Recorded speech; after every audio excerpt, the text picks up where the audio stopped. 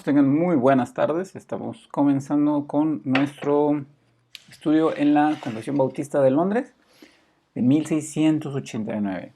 Y seguimos en nuestro capítulo número 2. Ya vimos los primeros dos párrafos. La semana pasada estuvimos hablando acerca de los ataques que se han hecho en contra de la encarnación de Jesús.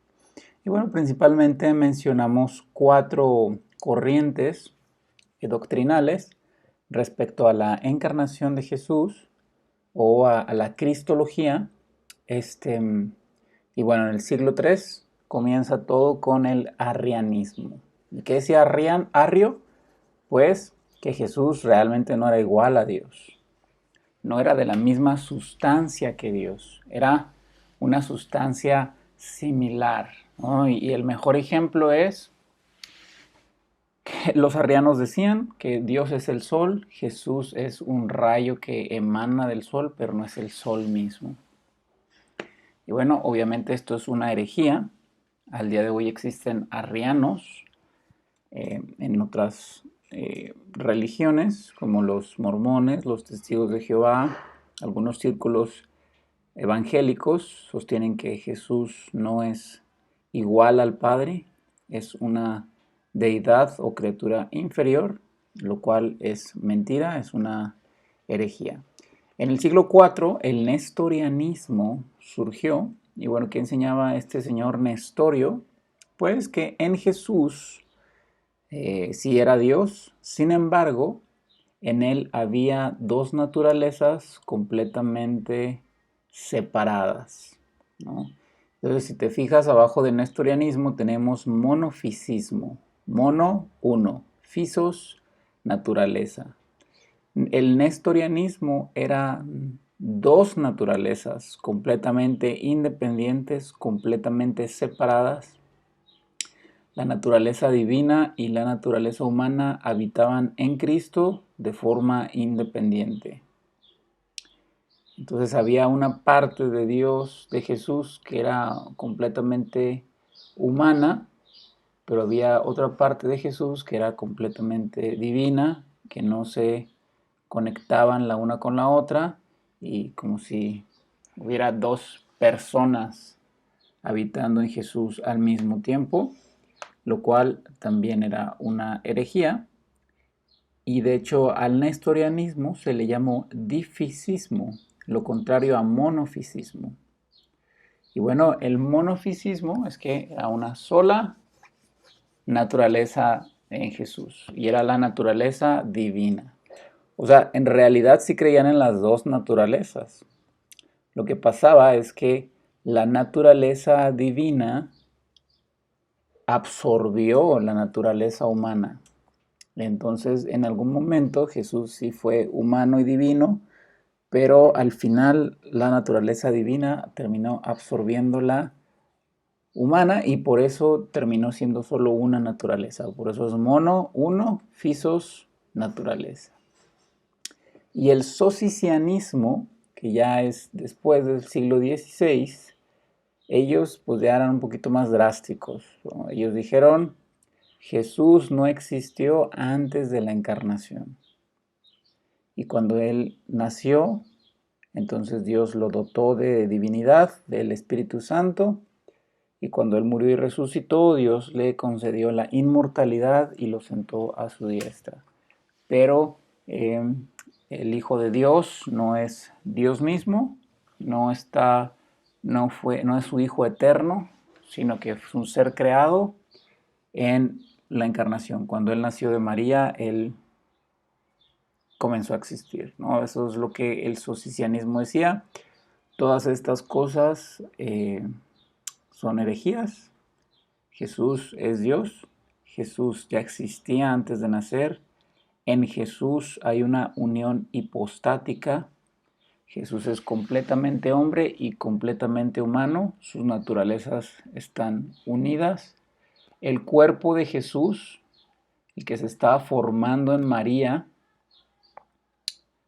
era su cuerpo. No era, como dirían los monofisistas, un simple envase en el cual Dios vino a habitar. para utilizar para sus propósitos? No, de hecho dijimos que en la controversia del monofisismo se reunió un concilio y en este concilio la conversación, la disputa giró en torno al concepto de Teotocos, que si María era la madre de Jesús o no era la madre de Jesús. Perdón, la madre de Dios. ¿Sí? Por ejemplo, Nestorio y luego Eutiques, el propulsor del monofisismo, ellos decían, a María la podemos considerar la madre de Jesús, pero jamás le podemos decir la madre de Dios. Porque María no dio a luz a Dios mismo, sino solo la naturaleza humana de Dios. Y bueno, según Nestorio, esa naturaleza que había en Jesús, o según el monofisismo, que era una especie de envase, ¿no? El nacimiento de aquel ser en María, pues no era divino, era nada más un ser humano común y corriente. Después Jesús vino y lo habitó. Y bueno, dijimos que esa disputa probó con la Biblia que pues realmente María puede ser llamada Madre de Dios. Ella dio a luz a Dios. Ese embrión que se estaba formando en su vientre, ese cuerpo de ese bebé que fue poco a poco desarrollándose conforme pasaban los meses de gestación, era verdaderamente Dios. Y entonces María dio a luz a Dios. Ahora, suena un poquito extraño decir que María es la madre de Dios, porque nosotros tenemos otra perspectiva por lo que los católicos creen hoy. Pero durante ese concilio de 451 después de Cristo, esta palabra Teotocos, Madre de Dios, tenía la finalidad de defender la encarnación. No estaba en juego la consideración de María como considerarla como Dios. Jamás se les cruzó por la mente. Lo que pasa es que conforme pasaron los años, se corrompió este concepto y entonces, pues justamente comenzaron a considerar a María como un mediador más. Y entonces nuestra confesión por eso especifica, y ya lo vimos en el primer párrafo, solo hay un mediador entre Dios y los hombres y es Jesucristo hombre. María, la Madre de Dios, es pecadora, no puede mediar, aunque es la Madre de Dios, es la Madre de Dios por el poder de Dios y por los méritos de Dios. Ella no tiene absolutamente nada que ver en ese maravilloso milagro. Muy bien, vamos a pasar a nuestro párrafo número 3. Dice así, el Señor Jesús en su naturaleza humana, fíjate cómo especifican lo que ya hemos visto, así unida a la divina, en la persona del Hijo fue santificado y ungido con el Espíritu Santo sin medida, teniendo en sí todos los tesoros de la sabiduría y del conocimiento, en quien agradó al Padre que habitase toda plenitud, a fin de que siendo santo, inocente y sin mancha, lleno de gracia y de verdad, fuese completamente apto para desempeñar el oficio de mediador y fiador, el cual no tomó por sí mismo, sino que fue llamado para el mismo por su Padre, quien también puso en sus manos todo poder y juicio y le ordenó que lo cumpliera. Mira, vamos a ver algunos versículos para soportar, para sustentar este párrafo acerca de Cristo el mediador. Colosenses 1:19, por cuanto agradó al Padre que en él habitase toda la plenitud. ¿La plenitud de qué?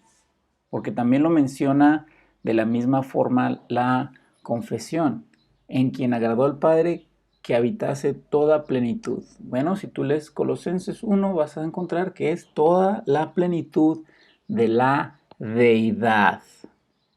¿sí? Jesús era plenamente Dios cuando estaba caminando aquí en la tierra, cuando estaba en el vientre de María, cuando lloraba para que le dieran de comer, cuando se hacía pipí o popó en los, me imagino que eran pañales de tela. Ese bebé, ese embrión, ese niño era completamente Dios. La plenitud de la deidad habitaba en él. Sigamos leyendo. Colosenses 2:3. En quien están escondidos todos los tesoros de la sabiduría y el conocimiento. Fíjate cómo la misma confesión nos dice eso. En quien agradó antes. El Señor Jesús, en su naturaleza humana, así unida a la divina, en la persona del Hijo, fue santificado y ungido con el Espíritu Santo sin medida, teniendo en sí todos los tesoros de la sabiduría y del conocimiento. Entonces Jesús lo sabe todo. En él habita la plenitud de la deidad y también los tesoros del conocimiento. Hebreos 7:26. Porque tal sumo sacerdote nos convenía, santo, inocente, sin mancha, apartado de los pecadores, hecho más sublime que los cielos. Es otra afirmación que hacen en el párrafo 3 de la confesión. Agradó al Padre que habitase toda la plenitud, a fin de que siendo santo, inocente y sin mancha, lleno de gracia y de verdad, fuese completamente apto para desempeñar el oficio de mediador y fiador. Porque es necesario que Jesús tenga lo que hemos mencionado, que en Él habite la plenitud de la deidad, que en Él estén escondidos los tesoros de la sabiduría y conocimiento, que Él sea santo, inocente, sin mancha, y finalmente que esté lleno de gracia y de verdad, para que Él sea apto para desempeñar el oficio de mediador y fiador. Un pecador no puede mediar entre el pecador y Dios, porque todo pecador necesita un mediador.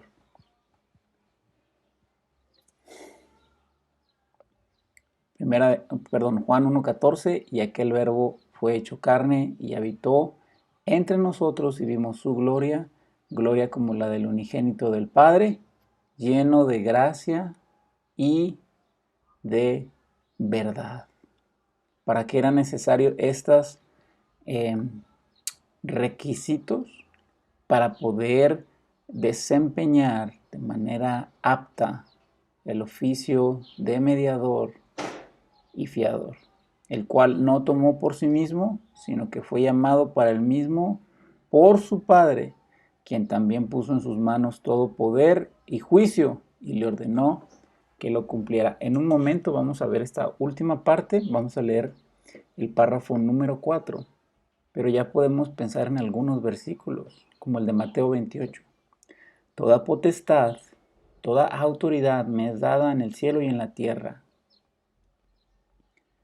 Y es parte de su oficio de rey como mediador. Vamos a leer párrafo número 4. El Señor Jesús asumió de muy buena voluntad este oficio y para desempeñarlo nació bajo la ley, la cumplió perfectamente y sufrió el castigo que nos correspondía a nosotros, el cual deberíamos haber llevado y sufrido, siendo hecho pecado y maldición por nosotros, soportando las más terribles aflicciones en su alma y los más dolorosos sufrimientos en su cuerpo. Fue crucificado y murió, permaneció en el estado de los muertos, aunque sin ver corrupción, y al tercer día resucitó de entre los muertos con el mismo cuerpo en que sufrió, con el cual también ascendió al cielo y allí está sentado a la diestra de su Padre, intercediendo, y regresará para juzgar a los hombres y a los ángeles al final del mundo. Algunos versículos, mira, leímos recién en el párrafo que Jesús voluntariamente, con toda disposición, tomó este ministerio de mediador. Jesús asumió de muy buena voluntad este oficio. Dice Hebreos 10, 8 al 10. Diciendo primero, sacrificio y ofrenda y holocaustos y expiaciones por el pecado no quisiste, ni te agradaron, las cuales cosas se ofrecen según la ley. Y diciendo luego, he aquí que vengo, oh Dios, para hacer tu voluntad. Quítalo primero para establecer esto último. En esa voluntad somos santificados mediante la ofrenda del cuerpo de Jesucristo, hecha una vez y para siempre. Mira la disposición de Jesús. He aquí, oh Dios, vengo para hacer tu voluntad. Gálatas 4:4. Pero cuando vino el cumplimiento del tiempo, Dios envió a su Hijo, nacido de mujer y nacido bajo la ley. ¿Viste? Dios mismo nació de una mujer. Por lo tanto, podemos llamar a María la Madre de Dios, aunque eso no la hace a ella divina ni la hace un mediador extra. Primera de Pedro 2:24, quien llevó él mismo nuestros pecados en su cuerpo sobre el madero, para que nosotros, estando muertos a los pecados, vivamos a la justicia, y por cuya herida fuisteis sanados. Regresamos al párrafo 4. Nació bajo la ley, la cumplió perfectamente y sufrió el castigo que nos correspondía a nosotros, el cual debíamos haber llevado y sufrido, siendo hecho pecado y maldición por nosotros. Entonces, ¿por qué Jesús se hizo hombre? En su cuerpo llevó los pecados sobre el madero. Sigamos con los versículos. Primera de Timoteo 3:16. E indiscutiblemente grande es el misterio de la piedad.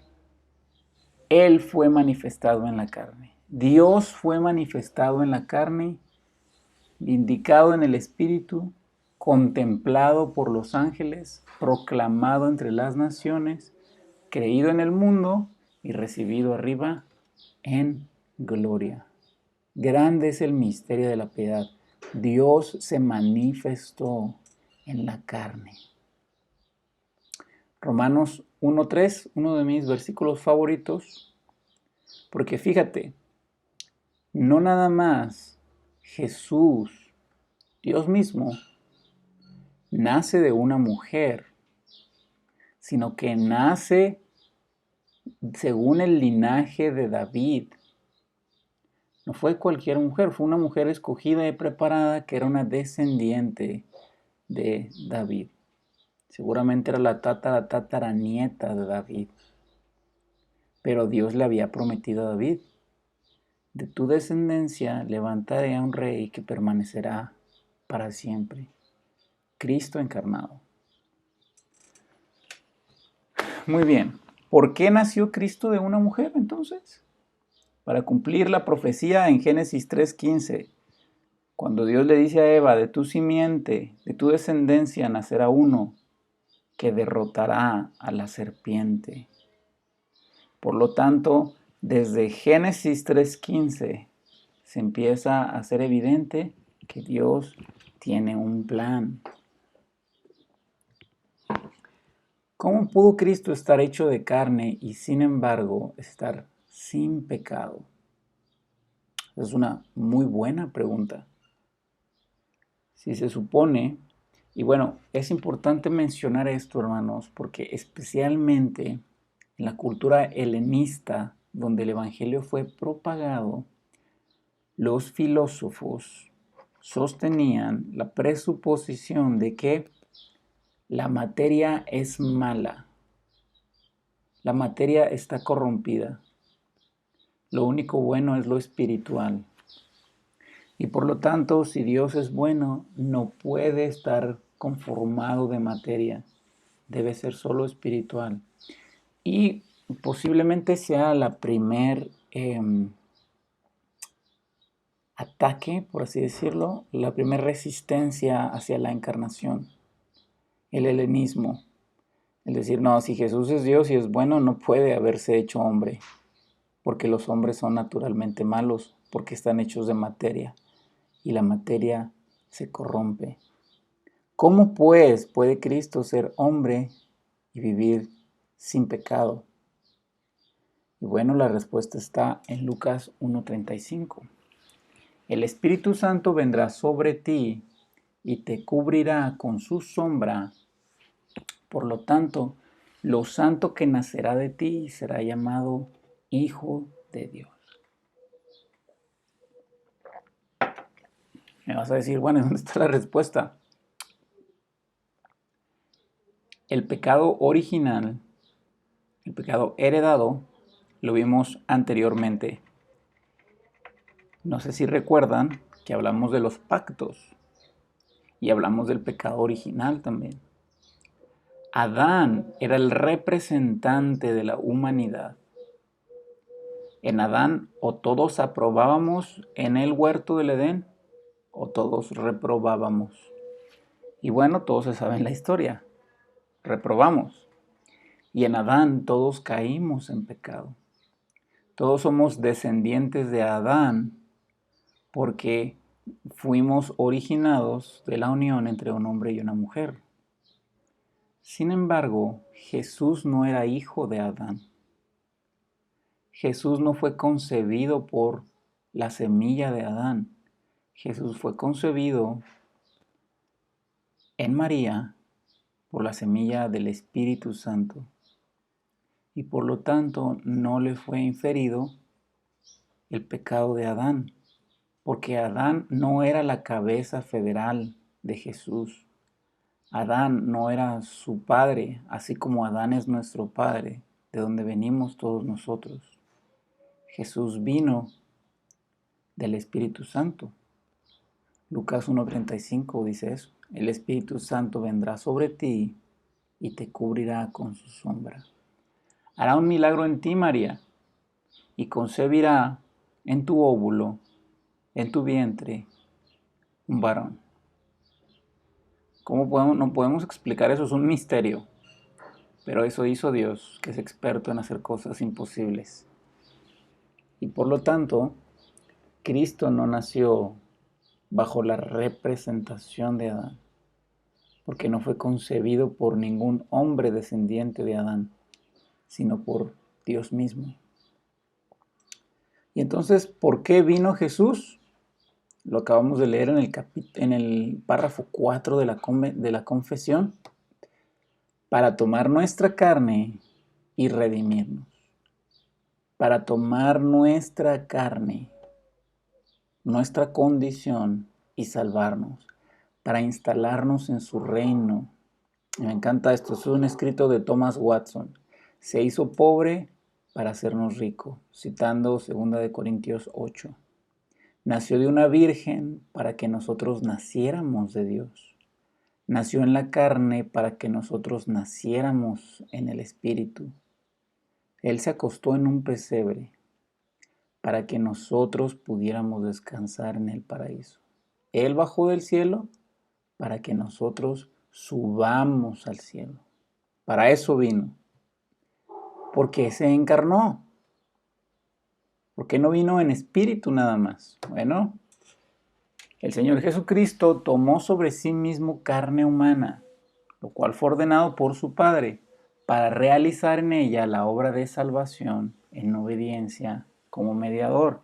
Estás diciendo, a lo mejor esto no contesta la pregunta, pero ¿por qué era necesario que se encarnara? Vamos a ver algunos versículos. En los días de su carne, Jesús ofreció oraciones y súplicas con gran clamor y lágrimas al que podía salvarlo de la muerte, y fue escuchado por su reverencia. Aunque era hijo, aprendió obediencia a través de lo que sufrió, y habiendo sido perfeccionado, llegó a ser fuente de eterna salvación para todos los que le obedecen. Y siendo designado por Dios sumo sacerdote según el orden de Melquisedec. Mira, aquí tenemos ya algunas pistas de por qué Jesús se hizo hombre. Oraciones, súplicas, clamor, lágrimas, muerte, reverencia. Quizá ahí la traducción más cercana sería su temor reverente, su miedo. Pero aún no contestamos la pregunta. La carne de Cristo, en Hebreos 10:20, se le llama velo, a través del velo, es decir, su carne. Cristo se encarnó para velar su gloria. Hemos establecido ya que la plenitud de la deidad moraba en Cristo. Bueno, mora en Cristo.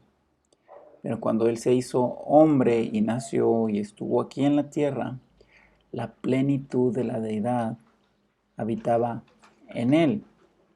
Sin embargo, la gente podía estar con Jesús porque su gloria estaba velada a través de su carne. Se hizo hombre para habitar entre nosotros y que su gloria no consumiera a aquellos entre los cuales habitaba. Se hizo hombre también para asumir nuestra condición. Por eso te decía que Hebreos 10 nos daba algunas pistas. Jesús sufrió hambre. ¿Por qué sufrió hambre? Porque se hizo hombre. Se cansó. ¿Por qué se cansó? Porque se hizo hombre. Tuvo dolor emocional y físico porque se hizo hombre. Tuvo miedo porque se hizo hombre. De hecho, lo leímos recién en Hebreos 5:7. Fue oído a causa de su temor reverente. Así que Cristo tomó la condición de carne para asumir nuestra condición, nuestra debilidad. Pero no nada más para asumir nuestra debilidad, sino también para asumir nuestra pecaminosidad. Al que no conoció pecado, por nosotros se hizo pecado, 2 Corintios 5:21, para que fuésemos hechos justicia de Dios en él. Y hace unos momentos leímos un pasaje en Pedro, quien llevó él mismo nuestros pecados en su cuerpo sobre el madero. Era necesario que Jesús adquiriera un cuerpo para padecer lo que nosotros padecemos en esta condición, pero también para llevar en ese cuerpo nuestros pecados.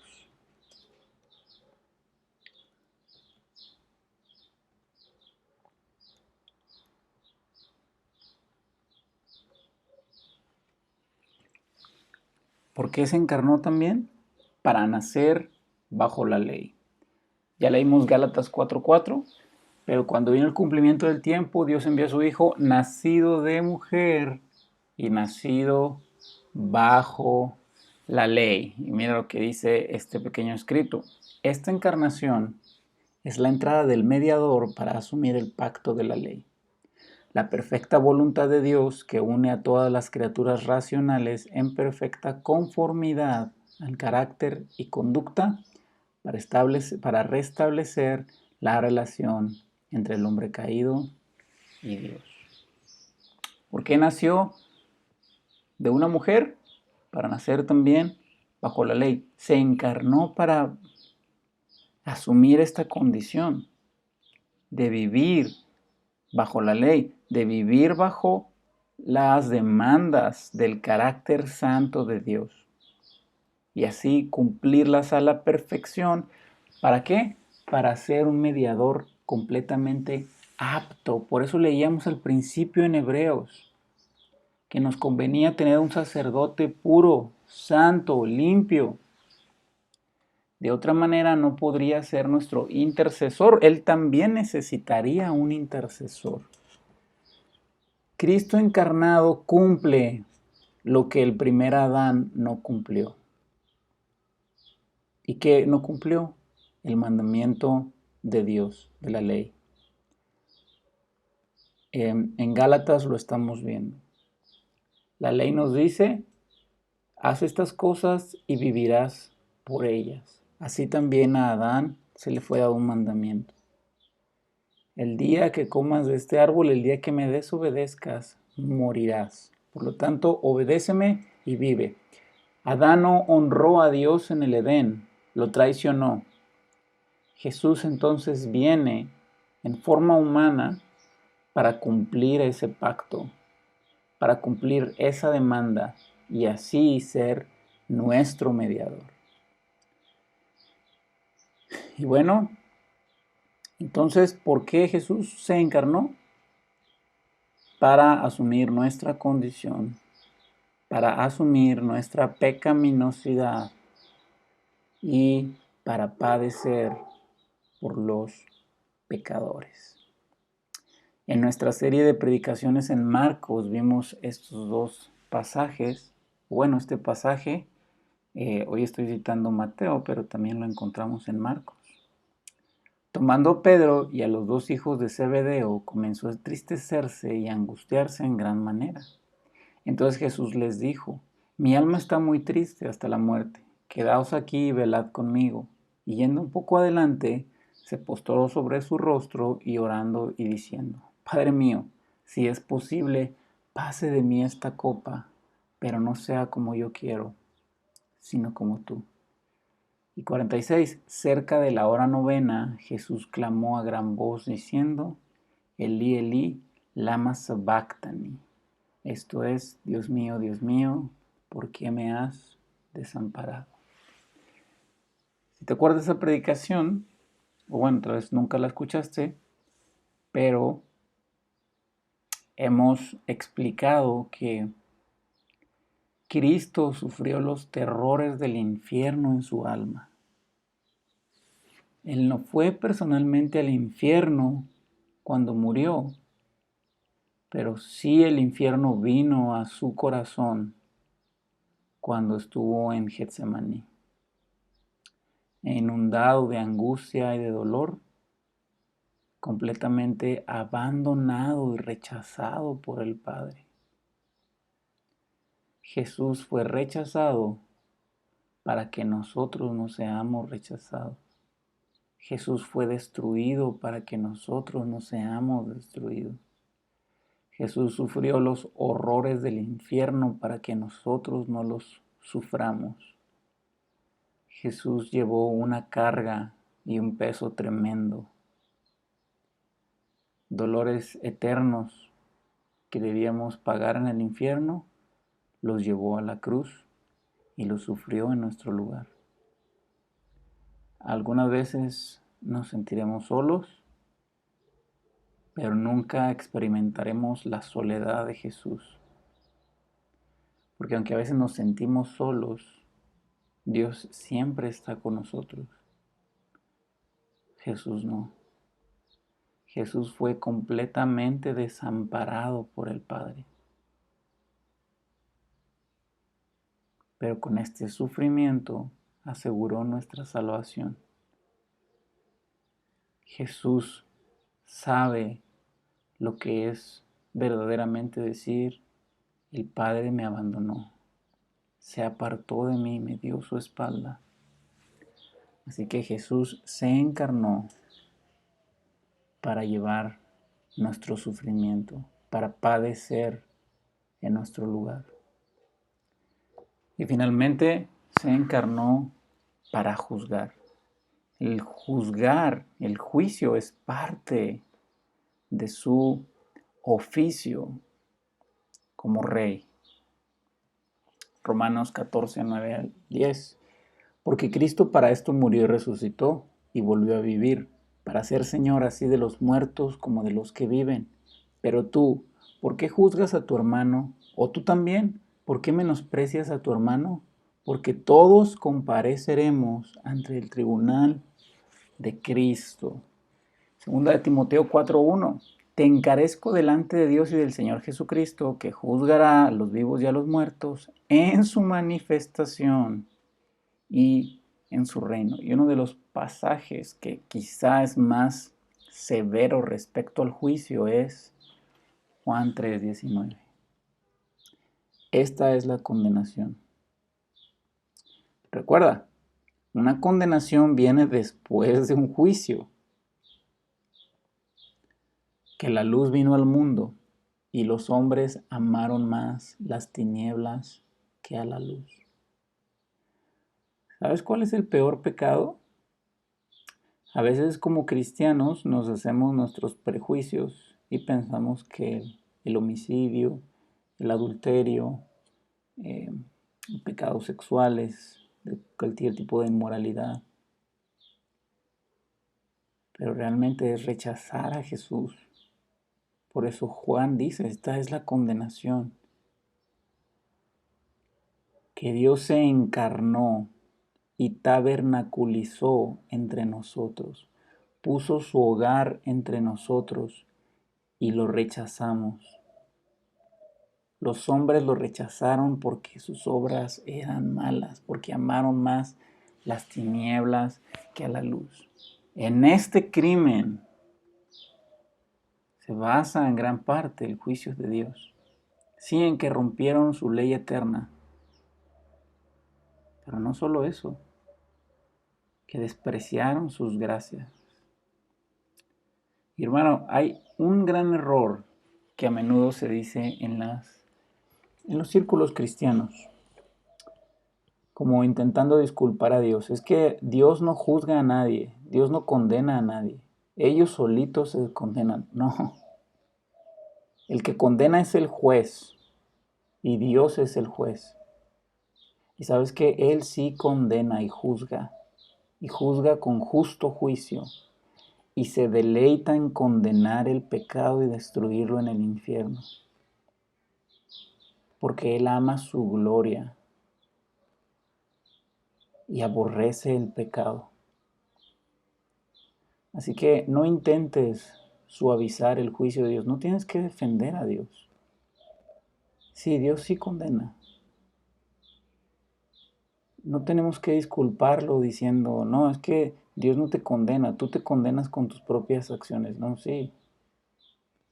Dios sí te condena y te manda al infierno. Si es cierto que tú escoges ir ahí, que tú te metiste en este problema por tu propia voluntad, porque quieres hacer lo malo. Pero sobre estas cosas Dios juzga y condena.